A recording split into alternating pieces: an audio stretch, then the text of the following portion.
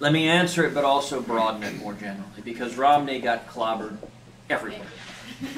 Romney got clobbered with women, got clobbered with young people, got clobbered with African Americans, with Hispanics, with the Asian community. Look, the last election was a disaster. I think the last election comes down to, Margaret Thatcher famously said, first you win the argument, then you win the vote. 2012, we didn't win the argument. We didn't even make the argument. I mean, it was weepingly, screamingly bad. Look, this is a room of people who are engaged in the endeavor of making and winning the argument, and the Romney campaign didn't try to do that. It didn't explain.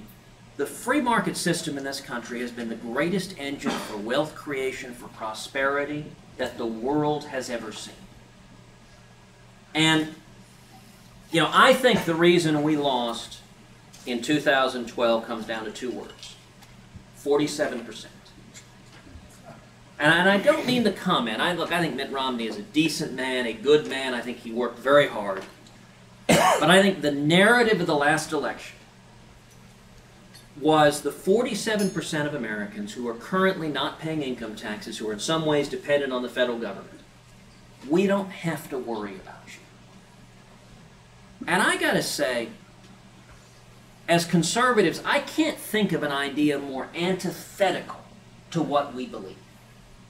You know, it buys into the idea of the left of the economic pie is fixed and static. It never changes. It buys into the idea that the 47% today will be there tomorrow and the next day and the next day.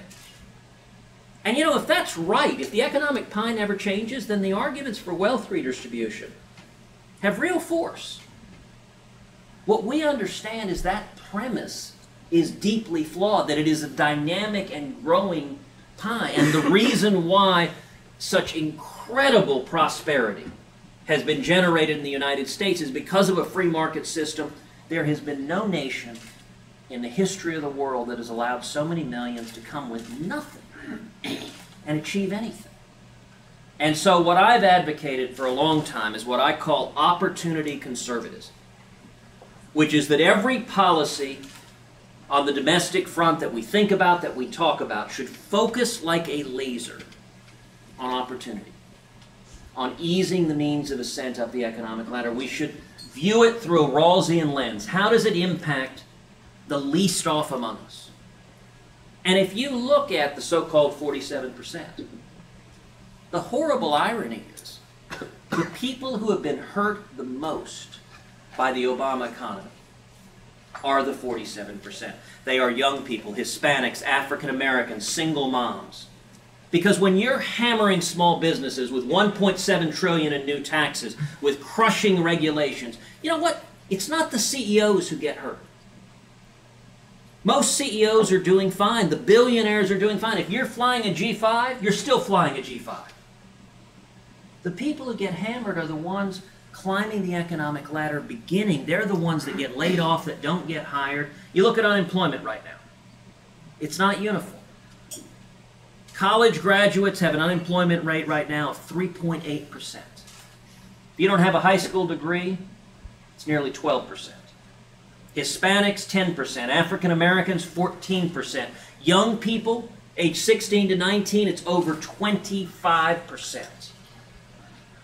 And I think the problem with women, we did not make the argument about opportunity. You look at single moms. We just saw, Pew just put out this study about 40% of households now with women as the primary wage earner.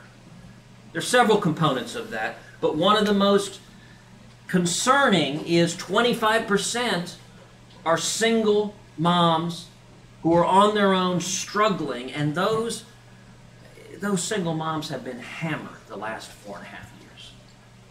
But when did Republicans make that argument? When did we go and make the argument that it is impacting and making it harder and harder to climb the ladder and achieve the American dream? So I think what we need to do is go and make the argument and explain that freedom works. I think we didn't do that, and I think if we do that, that's how you win elections.